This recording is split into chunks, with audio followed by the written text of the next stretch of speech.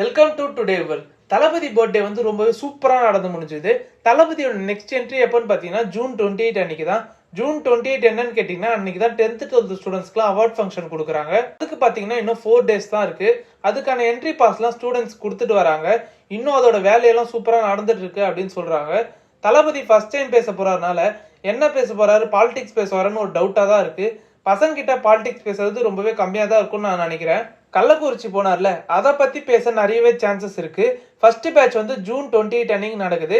Second batch வந்து ஜூலை 3 அன்னைக்கு நடக்குது. நானுமே ரொம்பவா ஆவலா வெயிட் பண்ணிட்டு இருக்கேங்க, என்னதான் நடக்க போகுது, என்ன பேச போறாரு அப்படின்ட்டு.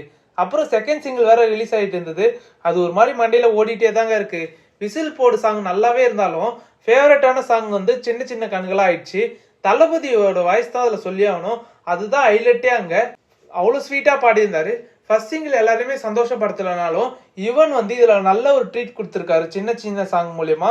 ஆல்ரெடி சொன்னதுதான், தலைவன் லவ் சாங்ல யாராலையுமே தொட முடியாது, ஒன்லி இவன் மட்டும் தான். நீங்க எவ்வளவு பேர் சாங் லூப் மோட்ல கேட்டுட்டு இருக்கீங்க கமெண்ட் பண்ணுங்க. உடனே எல்லா அப்டேட்ஸும் தெரிஞ்சுக்க சேனலை சப்ஸ்கிரைப் பண்ணுங்க, பெல் ஐக்கானை கிளிக் பண்ணுங்க. பாய்.